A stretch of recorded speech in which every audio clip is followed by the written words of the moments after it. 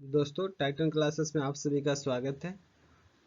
आज हम लोग इलेक्ट्रिशियन जो ट्रेड है, इससे जो भी छात्र आईटीआई कर रहे हैं, अगर वो इस बार फर्स्ट ईयर का एग्ज़ाम देने जा रहे हैं तो ये वीडियो आपके लिए अति महत्वपूर्ण है। इसमें हम लोग बेसिक वायरिंग जो चैप्टर है सेकेंड सेमेस्टर का, जो आपका मॉड्यूल 2 है, ये क्या है मॉड्यूल 2 है, इसके बारे में हम लोग इसमें अध्ययन करेंगे। किस प्रकार के जो हम लोग प्रश्न है एग्जाम में आते हैं, तो इसमें जो भी प्रश्न होंगे भारत स्किल के ही सभी प्रश्न होंगे और इसी से आप लोग एग्जाम में आता है। और जितने भी सीबीटी एग्जाम में आप लोग क्वेश्चन आएगा उसमें आप लोग 100% अंक इससे प्राप्त कर सकते हैं, क्योंकि इस वीडियो में जो भी क्वेश्चन आप लोग बताया जाएगा इसी प्रश्न यही जो प्रश्न है आप लोग एग्जाम में आने वाला है। चलिए इसे देखते हैं हम लोग। कह रहे हैं इसमें कि पहला क्वेश्चन जो आप लोग का है, कंड्यूट पाइप कैसे निर्दिष्ट किए जाते हैं। जो हम लोग कंड्यूट पाइप होता है, जो ये पाइप होता है कंड्यूट पाइप, ये कैसे निर्दिष्ट किए जाते हैं, मतलब कैसे इसको बताया जाता है।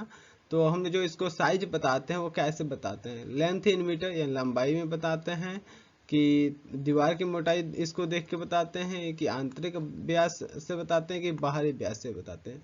एक बात आप लोग ध्यान रखिए, जब भी ये मेजरमेंट होता है तो आउटर होता है, ठीक है, आउटर डायमीटर होता है, यानी बाह्य व्यास होता है, ठीक है। आप लोग यहाँ पे देख भी पा रहे हैं, यहाँ पे नीचे क्या लिखा हुआ है कि conduit size are the nominal external diameter, यानी इसका जो हम लोग साइज आता है वो एक्सटर्नल डायमीटर को देख कर बताते हैं। चलिए नेक्स्ट क्वेश्चन है हम लोग का 42 नंबर, कि पुनः तार बांधने योग्य फ्यूज के लिए फ्यूजिंग फैक्टर का मान बताना है। जो हम लोग तार बांधते हैं ना क्रिकेट फ्यूज में अलग से, उसके लिए फ्यूजिंग फैक्टर का मान बताना है। इसमें हम लोग क्या देख पा रहे हैं कि यहाँ पे 1.1 दिया, 1.4 है, 2.1 है, 2.5 है।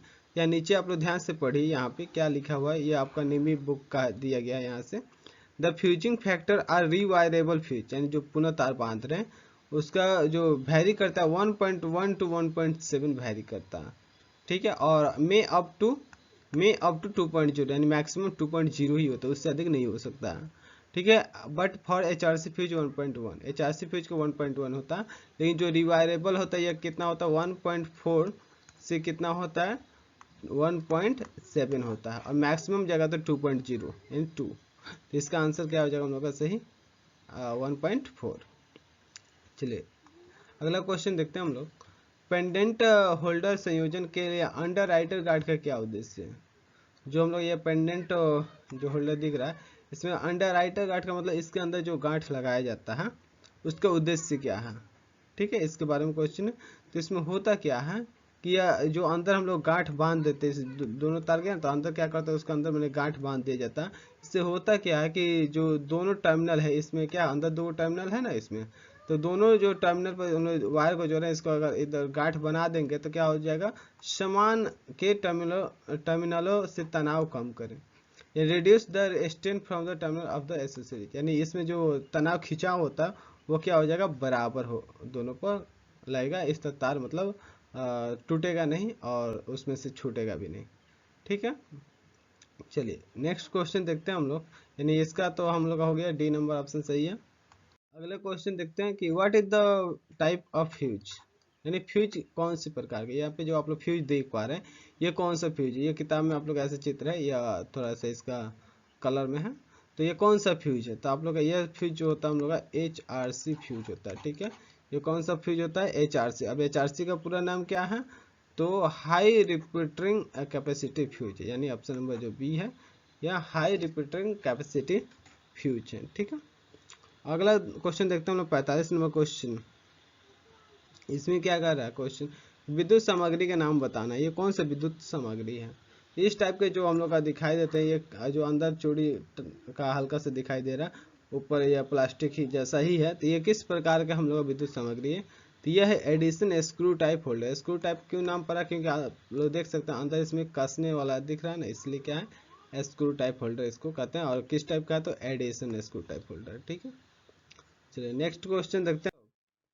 वायरिंग परिपथ में प्रयुक्त प्रतीक का नाम क्या है। ये जो हम लोग को दिख रहा है इसका, यहाँ पे जो चित्र में दिखाया हम लोग को, ये जो चित्र में दिखा है यह इसका क्या नाम है। तो ये हम लोग का क्या है, प्लग एंड सॉकेट का क्या है, ये सिंबल है। प्लग एंड सॉकेट का मेल और फीमेल जो होता है प्लग एंड सॉकेट, उसी का ये क्या है, सिंबल है, ठीक है। क्वेश्चन नंबर 47 देखते हैं हम लोग। इसमें क्या कह रहा है कि एल श्रेणी एमसीबी के द्वारा किस प्रकार के भार को सुरक्षित किया जाता है। जो एल टाइप एमसीबी होता है ना, एल टाइप, उससे हम लोग किस प्रकार के भार को मतलब प्रोटेक्ट करते हैं। तो नीचे आप लोग पढ़िएगा जब यहाँ पे एल सीरीज एमसीबी के बारे में यहाँ पे क्या लिखा हुआ है कि L series MCB are designed to protect circuit with resistive load. यहाँ पे क्या लिखा है, यहाँ पे रेसिस्टिव लोड को प्रोटेक्ट करने के लिए इसका उपयोग करते हैं। अब रेसिस्टिव लोड में क्या क्या आ सकता है, तो they are ideal for protection of equipment like geyser, oven और जनरल लाइटिंग। ये सब क्या होता है हम लोग का, ये जो गीजर है, चाहे ओवन है, चाहे जनरल लाइटिंग जो है हम लोग का, ये सब के सब किस लोड में आते हैं, ये सब के सब हम लोग का रेसिस्टिव लोड में आते हैं। रेसिस्टिव लोड का मतलब क्या, जी ये प्रतिरोधक लोड है। ठीक है, इसका कौन सा ऑप्शन सही हो जाएगा हम लोग का, यह हम लोग का गीजर हो जाएगा। ठीक है, चलिए नेक्स्ट क्वेश्चन देखते हैं हम लोग इसमें। हाँ, तो नेक्स्ट क्वेश्चन देखने से पहले इसी के बारे में है, एल टाइप के बारे में है, जी टाइप और डीसी सीरीज एमसीबी टाइप है। ये तीन टाइप के हम लोग का एमसीबी का यह सीरीज है, तो इन तीनों के बारे में थोड़ा जान लेते हैं। अभी हम लोग जाने कि ये जो हम लोग का है कि एल टाइप किस में लगता है, तो रेसिस्टिव लोड में लगता है। एल टाइप किस में लगता है, रेसिस्टिव लोड में लगता है। अब जी टाइप के यहाँ पर उपयोग होता है, तो इसको पढ़ के देखिए, G series MCB are design to protect circuit with inductive load.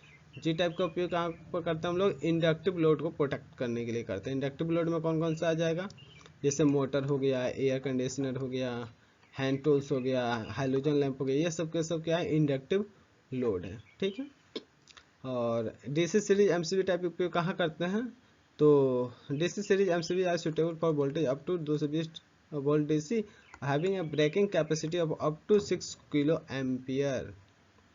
यानी बहुत हाई वोल्टेज जो हम लोग का ज़्यादा एम्पियर का होता है ना, वहाँ पे इसको उपयोग किया जाता है डीसी सीरीज एमसीबी।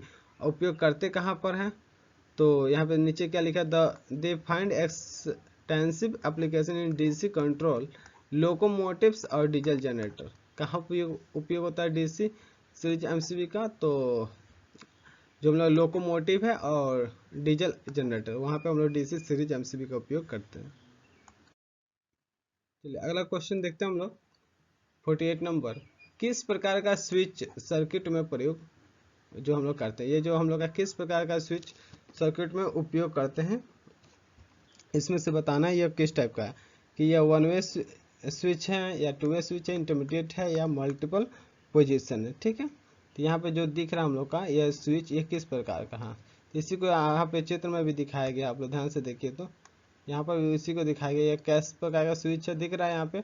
इसमें 3 को यहाँ पे टर्मिनल है, तो जिस स्विच में 3 को टर्मिनल पीछे दिखाई दे तो वह क्या है हम लोग का टू वे स्विच है, टू वे स्विच है। ठीक है, यानी ऑप्शन नंबर हम लोग कौन सा सही हो जाएगा, बी नंबर। ठीक है, अगला क्वेश्चन है 49 नंबर। क्या 49 नंबर कह रहा है कि कम धारा रेटेड केबल को उच्च धारा भार में जोड़ने पर क्या प्रभाव पड़ेगा।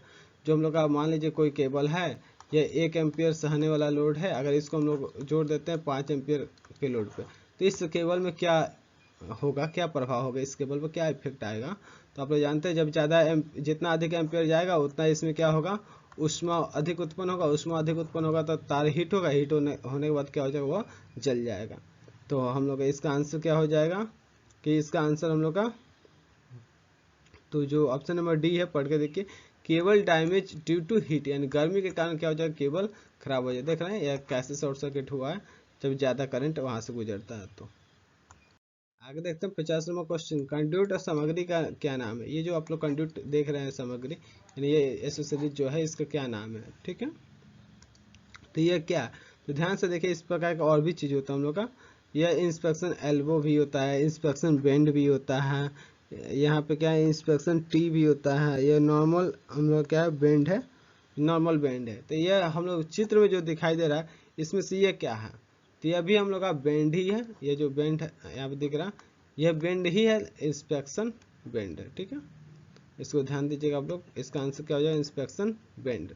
ये दोनों देखने में एक ही जैसा, लेकिन एल्बो क्या होता है, छोटा साइज में होता है, बेंड थोड़ा सा साइज अधिक होता है। ठीक है, और जो एल्बो है 90 डिग्री पर मुड़ जाता है, बेंड थोड़ा सा वहाँ पे अधिक रहता है। अब आगे देखते हैं हम लोग 51 नंबर। इसमें क्या कर है कि मध्यवर्ती स्विच के साथ कितने टू वे स्विच एक लैंप को 3 अलग अलग स्थानों से नियंत्रित करने के लिए उपयोग किए जाते हैं?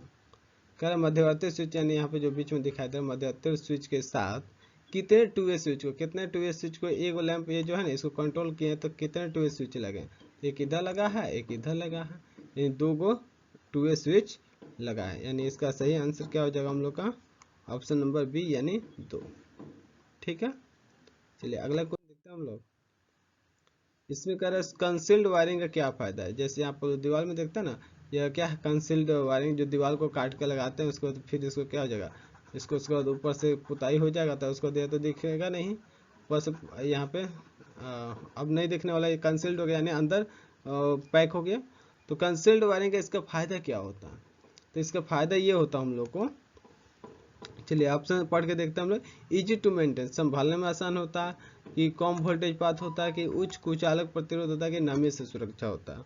बताइए इसमें से कौन सा हम लोग का सही हो गया? तो जब दीवार के अंदर चला गया तो क्या हो गया, नमी से सुरक्षा मिलता है, यानी बाहर से कोई भी नमी इस तार में प्रवेश नहीं कर पाएगा, यानी प्रोटेक्शन अगेंस्ट मॉइस्चर। ठीक है, अगला नंबर है 53 नंबर क्वेश्चन हम लोग का। आरेख का क्या नाम है?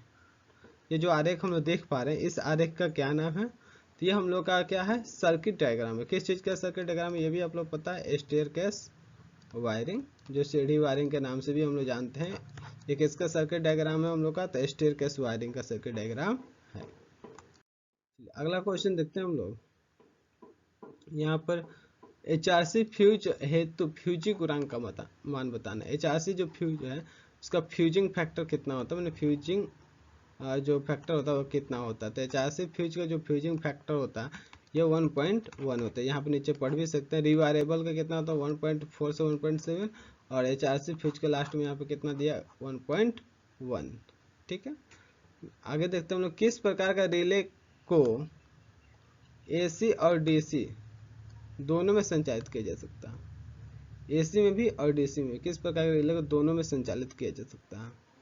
बताइए, यह जो हम लोग का दिखाई दे रहा है यहाँ पे एक रिले का मैंने फोटो लगाया हुआ है। ये जो ड्राई रीड रिले है इसका उपयोग हम लोग क्या करते हैं, AC और DC दोनों टाइप के लिए उपयोग करते हैं। ठीक है, ये जो रिले है AC और DC दोनों पर कार्य करता है। 56 नंबर जो क्वेश्चन है, विद्युत उपकरणों में प्रयुक्त सामग्री का नाम क्या? यहाँ पे जो आप लोग सामग्री देख रहे हैं इसका नाम क्या है? यह हम लोग का आयरन कनेक्टर ही है। अब आयरन कनेक्टर कौन सा है तो ध्यान से आप लोग देखिएगा, तो इसमें जो हम लोग आयरन कनेक्टर है विथ डायरेक्ट एंट्री, इसमें क्या है डायरेक्ट एंट्री के द्वारा क्या है मैंने इसमें जो हम लोग खोजेंगे ये iron connector with direct entry, इसका ऑप्शन सही है। नेक्स्ट क्वेश्चन देखते हैं हम लोग। सामग्री प्रतीक का नाम क्या है? ये जो हम लोग सामग्री दिखाई दे रहा है इसका नाम क्या है? तो ये क्या है हम लोग का, तो multi position switch single pole, यानी एक ही पोल से क्या होता है मल्टीपल पोजीशन, यहाँ भी जा रहा है यहीं से यहाँ भी जा रहा है, नहीं अलग अलग पॉइंट पर यह मूव करता रहेगा। ये क्या है multi position switch single pole. ठीक है, आगे देखते हैं 58 नंबर। घरेलू तारों में लचीली तारों का क्या उद्देश्य है? ये जो हम लोग दिख रहा है ये लचीली तार जो दिख रहा है फ्लैक्सिबल जो वायर है इसको क्या कहते हैं फ्लैक्सिबल वायर कहते हैं। इसका फायदा क्या होता है? तो बताइए इसका फायदा क्या होता है? ऑप्शन है कि संयोजित वायरिंग है, स्थायी संयोजन है, सीलिंग में छेद के माध्यम से केबल चला है, ट्रांसपोर्टेबल उपकरण कनेक्शन है। इसमें से कौन सा हम लोग का इसमें फायदा है? तो यह है ट्रांसपोर्टेबल उपकरण कनेक्शन, यानी कनेक्शन ट्रांसपोर्टेबल अप्लायंसेस, जो हम लोग लचीले तार है आसानी से हम लोग एक जगह से दूसरी जगह लेके जा सकते हैं। चलिए अगला क्वेश्चन देखते हैं हम लोग। कह रहा है कि किस परिपथ भंजक का जो उपयोग है 100 एम्पियर धारा रेटिंग से ऊपर किया जाता है? यदि 100 एम्पियर से ऊपर का यदि हमारे पास करंट है तो उसको हम लोग अगर उससे अधिक हो रहा है तो आखिर किस प्रकार के हम लोग परिपथ भंजक मतलब सर्किट ब्रेकर का प्रयोग करते हैं? तो किस प्रकार सर्किट ब्रेकर का प्रयोग करते हैं तो आप ध्यान से देखिए, तो यहाँ पे लिखा भी है MCCB, यानी हम लोग MCCB का उपयोग करते हैं। यह अधिकतर कहाँ पर उपयोग होता है? यह कंपनी में अधिकतर उपयोग होता है, क्योंकि कंपनी में करंट की मात्रा बहुत अधिक होती है, इसलिए हम लोग कंपनी में उपयोग करते हैं। और एक बात और ध्यान रखना है, MCCB का पूरा नाम क्या होता है? तो मोल्डेड केस सर्किट ब्रेकर। ठीक है, मोल्डेड केस सर्किट ब्रेकर इसका होता है। तो इस प्रकार से ऑप्शन नंबर हम लोग का C सही हो जाएगा। चलिए अगला क्वेश्चन देखते हैं। तांबे के फ्यूज तार पर टिन कोटिंग का क्या उद्देश्य है? ये आप लोग देख रहा है उजला, लेकिन यह है क्या? कॉपर का ही है। लेकिन इसमें हुआ क्या है, इसके ऊपर जो हम लोग का है टिन का एक लेयर चढ़ाया गया है, जिससे ये उजला दिखता है। क्योंकि टिन का कलर क्या होता है? उजला होता है। टिन जो धातु है हम लोग उजला है, और जब उसका लेयर चढ़े तो ऊपर उजला ही तो दिखाई देगा। तो आखिर हम लोग जो कॉपर पर टिन का लेयर क्यों चढ़ाते हैं, ये क्वेश्चन आता है। तो हम लोग prevent oxidation of copper wire, यानी जो हम लोग तांबे के तार का जो ऑक्सीकरण है, कि तांबा का तार का ऑक्सीकरण जल्दी न हो, इसके लिए हम लोग का प्रयोग करते हैं।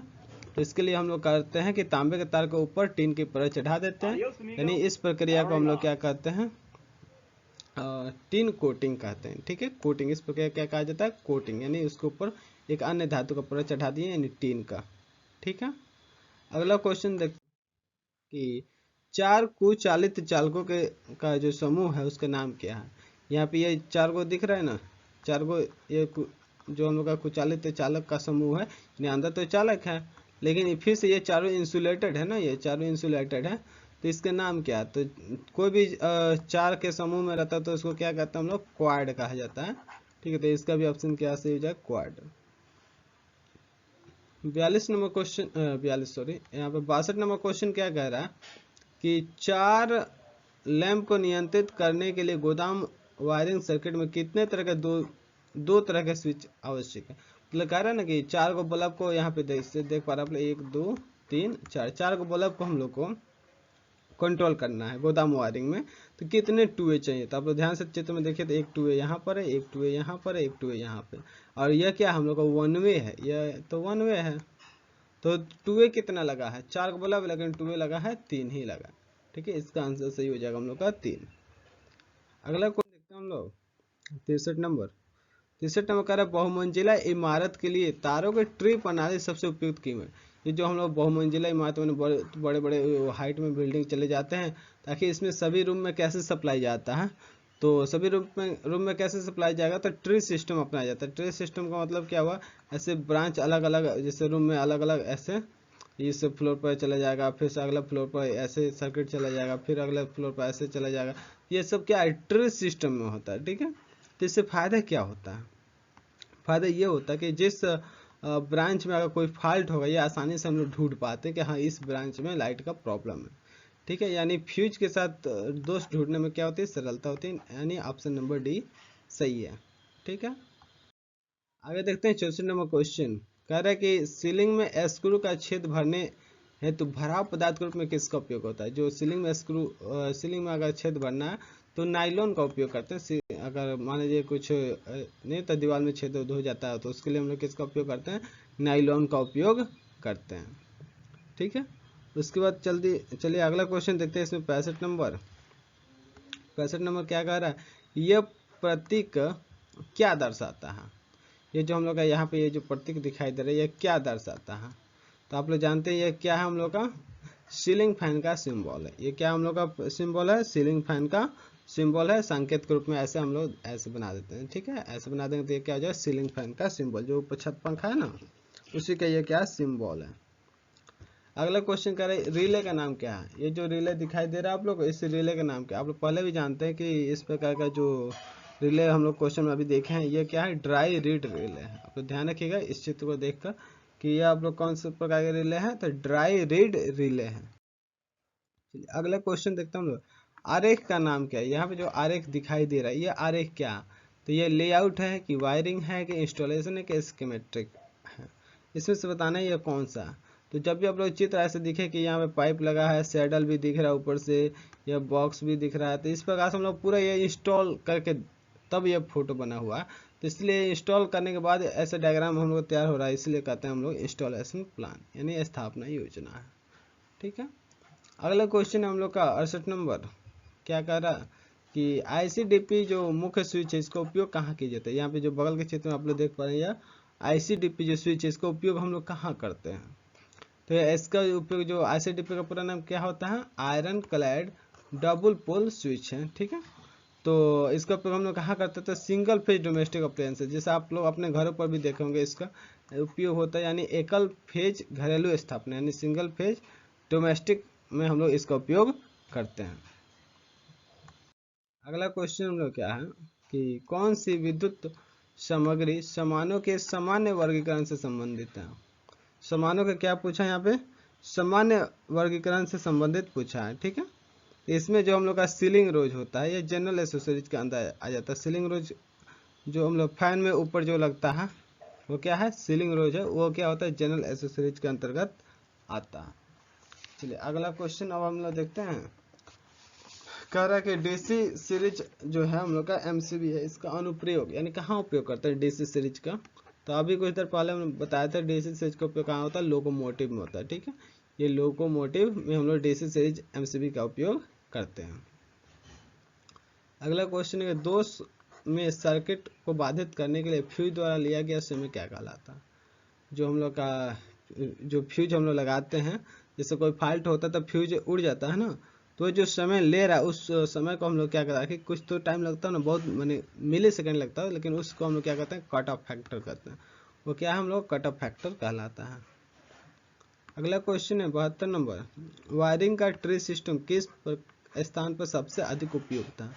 जो ट्री सिस्टम अभी बताए थे, ट्री सिस्टम यानी जो बहुमंजिला इमारत में जो हम लोग को लगता है, यह ट्री जो सिस्टम है यह क्या कह रहा है क्वेश्चन में कि किस स्थान पर अधिक उपयुक्त है। ये जो बहुमंजिला इमारत तो उसी में ना होता है, यानी बहुमंजिला भवन यानी मल्टी स्टोरेड बिल्डिंग में इसका उपयोग करते हैं।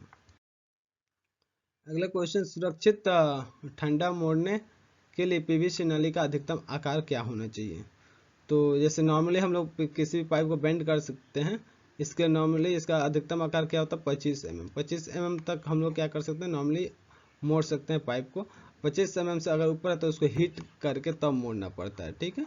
और ऐसे 25 mm तक है तो नॉर्मली हम लोग उसको मोड़ सकते हैं। अगला क्वेश्चन क्या कह रहा है कि होम थिएटर वायरिंग और पावर वायरिंग के लिए अलग वायरिंग की सिफारिश क्यों की जाती है। इससे नहीं कहा जाता है जो अगर थिएटर का वायरिंग है तो जो उसमें इसको चलने के लिए जो तार जा रहा है थिएटर को उसके लिए, और जो हम लोग पावर वायरिंग है वो दोनों तार क्या होने चाहिए, अलग अलग होने चाहिए, दोनों एक दूसरे के साथ नहीं जाना चाहिए। ऐसा क्यों होता है, क्योंकि आप लोग जानते हैं जब भी इलेक्ट्रिसिटी सप्लाई होता है उसके चारों तरफ मैग्नेटिक फील्ड बनता है। तो ये अगर मैग्नेटिक फील्ड बनेगा तो ये थिएटर वाला वायर यदि यहाँ से गया है तो इसमें क्या होगा, इंटरफेरेंस उत्पन्न करेगा, यानी इसमें अवरोध कुछ उत्पन्न करेगा। इसलिए हम लोग कहते हैं कि इसको दोनों साथ में नहीं ले जाना चाहिए।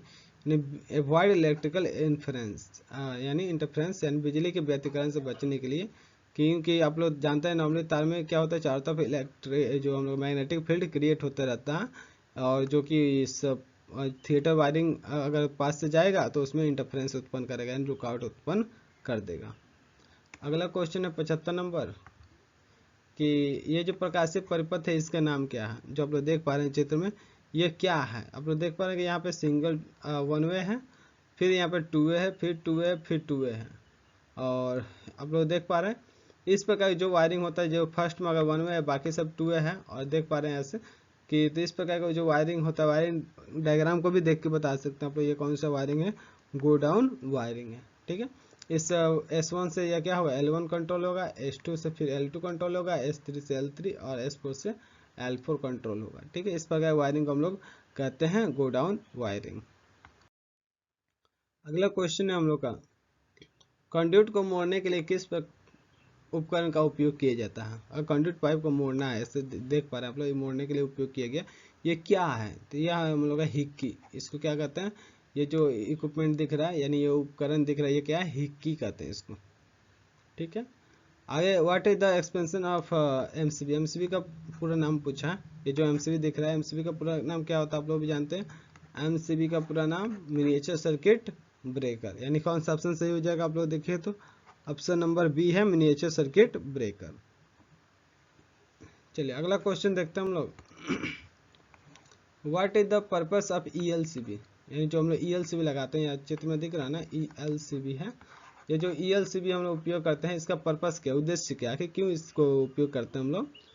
तो इसमें होता क्या, जैसे जितना या इनपुट से हम लोग करंट जाएगा ना, जितना इनपुट से हम लोग करंट जा रहा है उतना इतना जा रहा है इधर, तो उतना ही करंट इधर से रिटर्न आना भी चाहिए, जितना करंट जाएगा उतना करंट रिटर्न इसको आना भी चाहिए।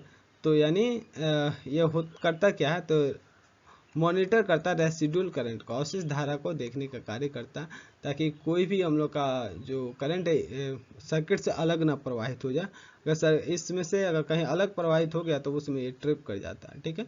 और जितना फेज से गया उतना न्यूट्रल से अगर करंट आएगा तो ये प्रॉपर वर्क करेगा, और नहीं अगर जितना फेज से करंट गया अगर न्यूट्रल का रास्ते उतना करंट नहीं रिटर्न आया तो ये ट्रिप कर जाएगा, ठीक है। यानी अवशिष्ट धारा को देखने का कार्य करता है। अगला क्वेश्चन हम लोग का बिजली, जो हम लोग आगत बिजली आपूर्ति है इसमें प्रदान किए गए फ्यूज कट का क्या उद्देश्य है। जो हम लोग इसमें फ्यूज लगाते हैं ना, ये किट फ्यूज है, इसके अंदर जो हम लोग फ्यूज लगाते हैं कि फ्यूज लगाते क्यों, तो यह सुनिश्चित करने के लिए लाइन अतिभार है, to ensure the line is not overloaded. इसमें जो हम फ्यूज लगाते हैं इससे क्या करते हैं हम लोग, इंश्योर हो जाते हैं कि हाँ एकदम सुनिश्चित हो जाते हैं जो हम लोग लाइट है यह ओवरलोड नहीं है, ठीक है। ऑप्शन नंबर ए सही है। अब 80 नंबर क्वेश्चन देखते हैं, इसमें क्या कह रहा है क्वेश्चन कि डाई स्टॉक सेट का क्या उपयोग। ये जो डाई स्टॉक सेट देख पा रहे हैं आप लोग भी गांव में देखेंगे या बाजार में देखेंगे, ऐसा जो डाई स्टॉक सेट है इसका उपयोग क्या है। तो इसका उपयोग हम लोग क्या करते हैं, बेलनाकार जो पाइप होता है, मतलब जो कल वाला पाइप है, कोई बेलनाकार पाइप है जो लोहा का पाइप है उसका क्या करते हैं हम लोग थ्रेडिंग करते हैं। तो थ्रेडिंग करते हैं तो इसका कौन सा आंसर हो जाएगा, तो यह हम लोग का यह जो डाई स्टॉक सेट है ये बाहरी थ्रेडिंग करने के काम में आता है, यानी बेलनाकार पाइप का बाहर थ्रेड काटने वाला यह है, ठीक है। आगे देख, सीलिंग रोज में सामग्री के किस वर्गीकरण में वर्गीकृत किया गया। जो मतलब सीलिंग रोज है, ये जो उस छत में जो सीलिंग रोज लगता है ऊपर यह हो गया, अच्छा इसको दीवार में जो सेट ही आता है वो सीलिंग रोज हो गया। इस ये किस प्रकार से वर्गीकृत किया गया, तो इसका सही आंसर हम लोग क्या हो जाएगा, तो इसका सही आंसर हम लोग का आउटलेट एसेसरीज में, ठीक है। यानी आउटलेट एसेसरीज के अंतर्गत आता है सीलिंग रोज में जितना भी सामान आता है। अगला क्वेश्चन हम लोग 82 नंबर है, वायरिंग इंस्टॉलेशन में परिपथ आरेख का क्या उद्देश्य है। जो वायरिंग इंस्टॉलेशन होता है उसमें परिपथ आरेख, जो हम लोग परिपथ आरेख बनाते हैं तो उसका उद्देश्य क्या होता है, अरे क्यों हम लोग वायरिंग डायग्राम बनाते हैं। कहा जाता है ना कि वायरिंग डायग्राम बनाइए उसके बाद फिर से कनेक्शन कीजिए। तो वायरिंग डायग्राम बनाने का उद्देश्य क्या होता है, यही पूछा है इसमें। तो किसी विशिष्ट कार्य के लिए सर्किट का योजनाबद्ध कनेक्शन दिखाने के लिए हम लोग क्या करते हैं, वायरिंग डायग्राम बनाते हैं। वायरिंग डायग्राम क्या होता है, ये क्लियर हो जाता है ना कि हाँ इसको कनेक्शन कैसे करना है। तो इसलिए ऑप्शन क्या सही हो जाएगा, इसका डी सही हो जाएगा, ठीक है। 83 नंबर क्वेश्चन क्या है कि एल श्रृंखला एमसीबी के साथ कौन से विद्युत उपकरण प्रदान किए जाते हैं। जो एल टाइप जो एमसीबी होता है उसके साथ कौन सा विद्युत उपकरण प्रदान किए जाते हैं। तो अभी आप लोग कुछ देर पहले पढ़े थे एल टाइप में किस प्रकार का लोड आते हैं, तो इसमें रेसिस्टिव लोड आते हैं। तो रेसिस्टिव लोड इसमें से कौन सा है, तो हम लोग का लाइट वाला रेसिस्टिव लोड है, तो यानी सही हो जाएगा जनरल लाइटिंग। ये क्या होता है हम लोग रेसिस्टिव लोड है, बाकी ये तीनों क्या है इंडक्टिव लोड है, ये तीनों क्या है इंडक्टिव लोड है, इसलिए आंसर नहीं होगा। अगला क्वेश्चन है कि घरेलू वायरिंग इंस्टॉलेशन में लूपिंग बैक एंड लूपिंग विधि क्यों पसंद की जाती है। जो लूपिंग बैक वाला मेथड है यहाँ पर चित्र में आप लोग देख पा रहे हैं, इससे क्या फायदा होता है, तो इसमें कोई ज्वाइंट नहीं होता, बाहरी कोई ज्वाइंट नहीं मिल पाता आपको, या अंदर ही हम लोग का जो टर्मिनल है टर्मिनल पर ही ज्वाइंट करते हैं, इसलिए इसमें फायदा ये हो जाता है कि कोई अलग से जोड़ का उपयोग नहीं किया जाता, यानी अलग से कोई ज्वाइंट नहीं होता है उसको फिर टेप मारो, तो ऐसा उपयोग नहीं होता, यह टर्मिनल से ही कनेक्शन इसमें ले लिया जाता है लूपिंग बैक मेथड में। चलिए अगला क्वेश्चन है यह आप लोग का कि प्रदर्शित चिन्ह x जो है x क्या दर्शा रहा है।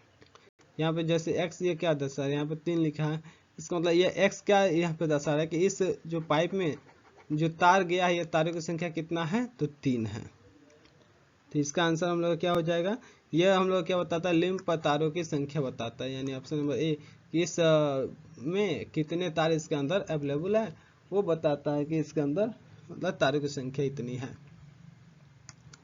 86 नंबर देखते हम लोग, इसमें क्या कह रहा है कि वायरिंग विधि का नाम क्या है। ये जो वायरिंग विधि आप लोग देख पा रहे हैं ये कौन सा वायरिंग डायग्राम है, तो इसका सही आंसर हो जाएगा, आप लोग चित्र को देखकर याद रखिए लूपिंग बैक मेथड। अभी जो चर्चा किए थे लूपिंग बैक मेथड, इसमें यही है हम लोग का लूपिंग बैक मेथड वाला वायरिंग डायग्राम, इसमें अलग से ज्वाइंट की जरूरत नहीं पड़ता है, ठीक है।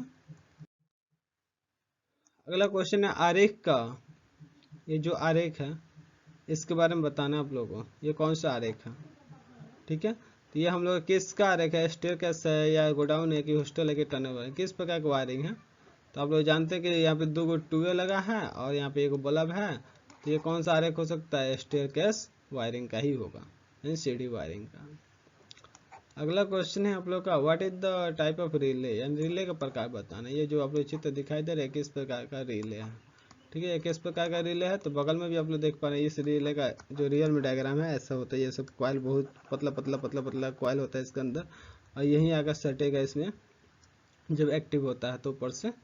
तो यह है हम लोग इलेक्ट्रोमैग्नेटिक रिले। क्यों, क्योंकि जब करंट प्रवाहित करेंगे तो इसके चारों तरफ क्या बनेगा, चुंबकीय फ्लक्स बनेगा ना, चुंबकीय जब फ्लक्स बनेगा तो क्या इलेक्ट्रोमैग्नेटिक रिले है। अगला क्वेश्चन हम लोग का, कि अर्थ लूप जो है, अर्थ दोष लूप है, प्रतिबाधा की गणना करना, यानी जेड का मान निकालना है इसमें, कि बताइए जेड बराबर क्या होगा। तो हम लोग क्या जानते हैं, एक फार्मूला होता है इसमें, जेड इंटू आई, ये जो होता है इसमें ELCV में जेड इंटू जो आई होता है ये 50 से अधिक नहीं होता, यानी जब भी होगा तो 50 से कम ही होता। तो जेड इंटू आई का मान कितना, 30 मिली एम्पियर है, और 30 मिली एम्पियर का मतलब 30 गुणे 10 के पावर -3 हो जाएगा ना, इतना एम्पियर हो जाएगा बराबर 50। मिली एम्पियर को एम्पियर में कन्वर्ट करेंगे तो 10 के पावर -3 हो जाएगा। अब क्या हो जाएगा, जेड बराबर 50 बटा ये आ जाएगा इसके नीचे, ठीक है। तो कितना हो जाएगा, यहाँ से 50 बटा 30, 10 के पावर -3 ऊपर जाएगा तो क्या हो जाएगा, 10 के पावर 3 हो जाएगा, यानी यहाँ से ये भी कट जाएगा, यानी ऊपर 5 गुने यहाँ पर 10 के पावर 3 मतलब 1000 बट्टा 3, यानी 5000 बट्टा 3। तो 5000 बट्टा 3 को जब कटाएंगे तो कितना हो जाएगा, 1666.66, यानी इतना से अधिक नहीं हो सकता, जो प्रतिबाधा का मान होगा ELCV का इतना से अधिक नहीं हो सकता। तो कौन सा ऑप्शन सही है, हम लोग 1666, यानी 1666, ठीक है। आगे देखते हैं हम लोग, ये जो वायरिंग है ये कौन से प्रकार का है, ये जो आप लोग चित्र में देख पा रहे हैं ये कौन से प्रकार का वायरिंग है, तो ये क्लिट वायरिंग के अंतर्गत आता है, ठीक है। तो अगला क्वेश्चन देखते हैं हम लोग, BIS के अनुसार कठोर कंडक्ट पर थ्रेड की लंबाई कितनी होती है। जो हम लोग का जो पाइप होता है ना, पाइप पर इस पर थ्रेडिंग जो उधर से मैंने करके आता है, ऐसे थ्रेडिंग यहाँ तक आता है ना, जैसे थ्रेडिंग जो पाइप पर काट के उधर से ही आता है थ्रेडिंग। तो BIS रूल के अनुसार ये थ्रेडिंग जो हम लोग का ये कितना होता है, ये होता है हम लोग का 11 mm से 27 mm तक की लंबाई में आता है, ये रूल है हम लोग का, इतना लंबाई में आना चाहिए। यहाँ पर देख भी पा रहे हैं, thread on conduit pipe in all case shall be between 11 mm to 27 mm long, ठीक है, यानी इतना लंबाई में आता है थ्रेडिंग काट कर। अगला क्वेश्चन क्या कह रहा है हम लोग का, गैस टाइट विस्फोटक स्थापना के लिए किस प्रकार का कंड्यूट का उपयोग किया जाता है। जो हम लोग का which type of conduit used for gas tight explosive installation, जो हम लोग गैस पाइप होता है ना उस टाइप में, उसमें किस प्रकार का हम लोग पाइप का उपयोग करते हैं, यही क्वेश्चन पूछा है। तो इसमें हम लोग करते हैं रिगिड स्टील कंड्यूट का, कठोर इस्पात कंड्यूट का, ताकि वो क्या हेवी है ना, गैस पाइप में कभी भी कुछ भी समस्या आ सकता है, इसलिए हम लोग रिगिड स्टील कंड्यूट का उपयोग करते हैं हम लोग गैस टाइट एक्सप्लोसिव इंस्टॉलेशन में, ठीक है। देखते हैं 93 नंबर क्वेश्चन, सर्किट ब्रेकर का कार्य क्या है। जो आप लोग नीचे देख पा रहे हैं ये क्या है, सिंगल पोल है, ये 2 पोल है, ये 3 पोल है, ये 4 पोल MCB है, जितने भी टाइप के MCB दिखाई दे रहे हैं, आखिर इसका कार्य क्या होता है। तो ये आप लोग जानते हैं, जब भी ओवरलोड होता है तो ये ट्रिप कर जाता है, या शॉर्ट सर्किट कंडीशन में ये क्या कर जाता है, ट्रिप कर जाता है, ठीक है। तो हम लोग क्या जानता है, सामान्य स्थिति में स्वचालित रूप से तोड़ें, यानी ये ऑटोमेटिक ट्रिप कर जाता है जैसे ओवरलोड या शॉर्ट सर्किट होता है, ठीक है। ऑप्शन नंबर सी सही हो जाएगा इसका। जो MCB में अगला क्वेश्चन है, MCB में जो द्विधात्विक पट्टी होता है, द्विधात्विक बाई मेटालिक जो स्ट्रिप होता है, इसमें आप लोग देख पा रहे हैं यहाँ पर बाई मेटालिक स्ट्रिप है। ये जो बाई मेटालिक स्ट्रिप है इसका कार्य क्या होता है, तो इसका कार्य क्या होता है हम लोग का, तो जब भी हम लोग का ओवरलोड होता है तो ओवरलोड के कंडीशन में क्या करता है हम लोग का, ये प्रोटेक्शन देता है, या क्या करता है हम लोग का ओवरलोड के कार्य में, यानी अति भार से सुरक्षा करता है। जैसे में लोड अधिक होगा ये बाई मेटालिक स्ट्रिप क्या हो जाएगा, मुड़ जाता है, मुड़ जाएगा तो क्या हो जाएगा, कनेक्शन बाधित हो जाएगा, मतलब टूट जाएगा, नहीं ओवरलोड प्रोटेक्शन का काम करता है बाई मेटालिक स्ट्रिप। अगले क्वेश्चन देखते हैं 95 नंबर, अवशिष्ट धारा सर्किट ब्रेकर। यानी अवशिष्ट धारा सर्किट ब्रेकर का मतलब ELCB क्या सुरक्षा प्रदान करता है। ये जो हम लोग ELCB है ये किस प्रकार का सुरक्षा प्रदान करता है, यही पूछा। तो ये क्या करता है, झटके से सुरक्षा देता है। क्यों? क्योंकि झटके सुरक्षा मतलब जैसे भी अगर थोड़ा सा भी करंट अगर लीक किया, थोड़ा सा भी करंट अगर लीक किया तो ये क्या हो जाएगा, ट्रिप हो जाएगा। ट्रिप हो जाएगा तो सर्किट बंद हो जाएगा। नहीं, झटके से सुरक्षा में यह सहायता करता है। अगला क्वेश्चन है 96 नंबर कि अस्थायी प्रतिष्ठानों में कौन सी वायरिंग उपयोग की जाती है। जो अस्थायी वायरिंग मैंने अभी यहाँ पे कलर नहीं है, मैं इसको कैसे भी हटा देंगे। तो किस प्रकार की वायरिंग का प्रयोग करते हैं, तो क्लिट वायरिंग, जो हम लोग दीवार पर ठोक कर तार को लेके जाते हैं, इस प्रकार की वायरिंग क्या होता है, क्लिट वायरिंग होता है। तो यह अस्थायी वायरिंग में जाना जाता है। अगला क्वेश्चन है कि वायरिंग के लूपिंग सिस्टम में फेज कंडक्टर कहाँ लगाते हैं। जो लूपिंग बैक मेथड है ना, लूपिंग जो है उसमें जो हम लोग फेज है, फेज को कहाँ पाके उपयोग करते हैं। नॉर्मली तो हम लोग जानते हैं कि स्विच में उपयोग करते हैं, लेकिन इसमें क्या होता है, सॉकेट कनेक्शन में उपयोग किया जाता है। जो सॉकेट होता है ना हम लोग का, स्विच में ना देके इसमें क्या होता है हम लोग का सॉकेट में, इसमें हम लोग फेज का देते हैं। वायरिंग में जो लूपिंग सिस्टम है इसमें फेज कंडक्टर कहाँ लगाते हैं, सॉकेट में लगाते हैं। अगला क्वेश्चन है कितने लिंक क्लिप BIS नियम के अनुसार कार्डबोर्ड में बॉक्स में पैक किया जाता है। ये जो पॉकेट बनाया जाता है क्लिप वाला, उसमें कितने क्लिप होते हैं, तो 100 क्लिप होते हैं उसके अंदर, यानी बॉक्स में। तो ऑप्शन कितना हो जाएगा इसका सही, हम लोग का 100। अगला देखते हैं हम लोग, जो अगला वायरिंग सर्किट जो है इसका अनुप्रयोग क्या है। ये जो हम लोग देख पा रहे हैं ये किस प्रकार का सर्किट डायग्राम है, इसको पूछा गया है। तो आप लोग देख पा रहे हैं इसमें एक यहाँ पे वन वे स्विच है, ये क्या है, वन वे है। और यहाँ पर ये 2 वे स्विच है, और यहाँ पर एक बल्ब है, एक यहाँ पर बल्ब है। ठीक है, तो इसमें होता क्या है ये हम लोग एक लैंप उज्ज्वल, 2 लैंप मत, एक लैंप ब्राइट जलेगा, 1 लैंप ब्राइट, और 2 लैंप क्या होगा, डिम प्रोटेक्शन होगा। इस प्रकार की जो वायरिंग है इसको क्या कहा जाता है, हॉस्पिटल वायरिंग के नाम से भी जानते हैं, या इसको कहते हैं dim and bright lamp connection के नाम से भी इसको जानते हैं। ठीक है, तो यह है एक लैंप ब्राइट और 2 लैंप डिम की तरह यह कार्य करेगा। ठीक है, अगला क्वेश्चन है हम लोग का 100 नंबर, होम थिएटर वायरिंग को पावर वायरिंग के साथ नहीं चलाने का क्या कारण है।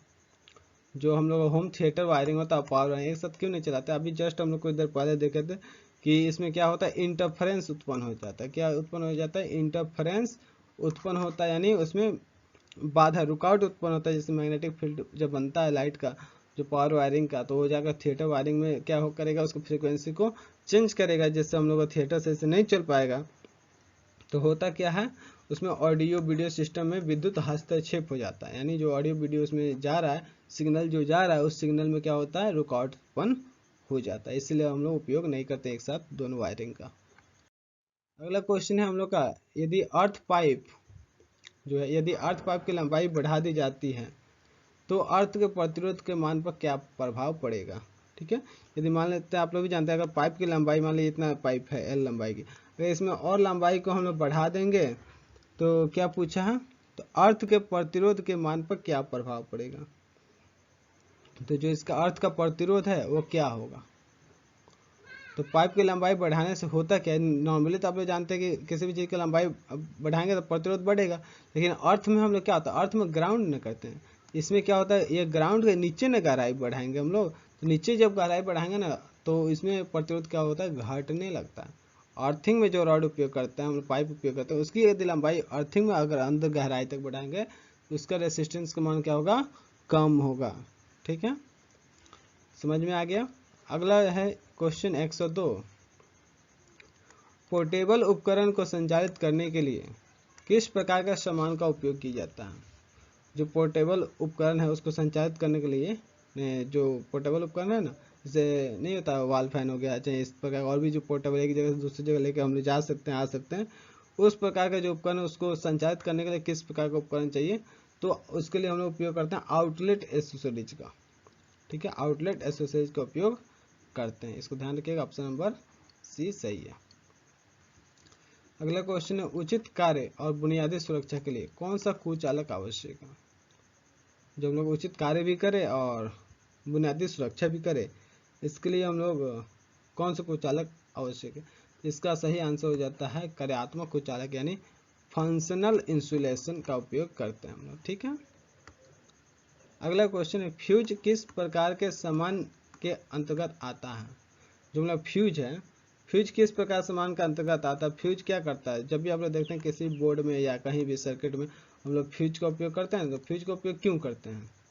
फ्यूज का उपयोग इसलिए करते हैं ताकि वो हमको सेफ्टी प्रदान कर सके, यानी ओवरलोड कंडीशन में ये क्या हो सके, तार मतलब जो फ्यूज का वो टूट जाता है और हमारे जो उपकरण है उसकी सुरक्षा प्रदान करते हैं, यानी सेफ्टी एसोसिएट के अंतर्गत आता है।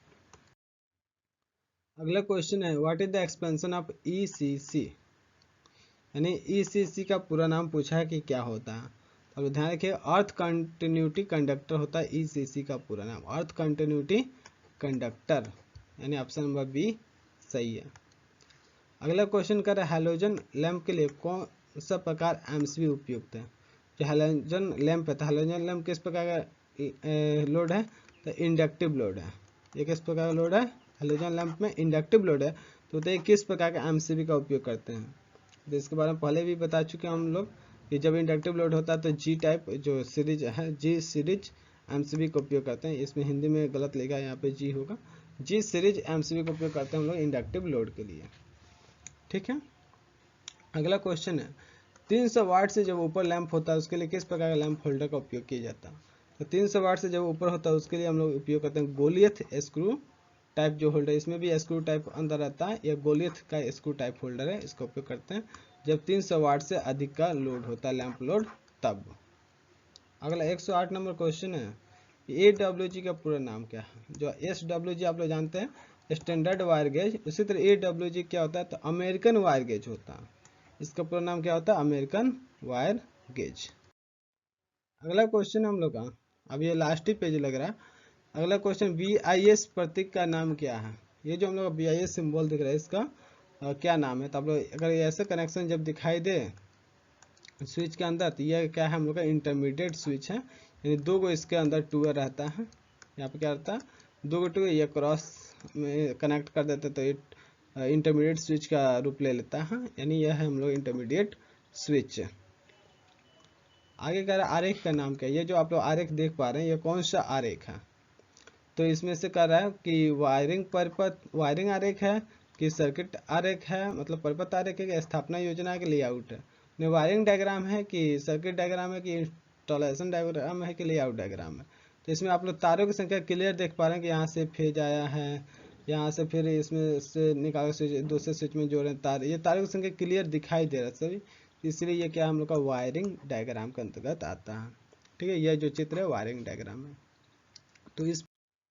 तो दोस्तों इस प्रकार से हम लोग जो बेसिक वायरिंग का जितना भी क्वेश्चन था हम लोग का भारतीय स्कूल में, सभी प्रश्न को हम लोग हल किए। इस जो भी आप लोग का CBT एग्जाम में आएगा वो सभी प्रश्न इसी के अंतर्गत आने वाले हैं।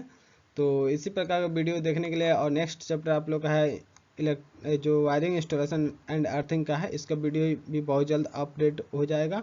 और इसी प्रकार का वीडियो मतलब आपके पास जल्द से जल्द पहुंच जाए, इसके लिए वीडियो को लाइक कीजिए, शेयर कीजिए और सब्सक्राइब कीजिए। Okay, thank you.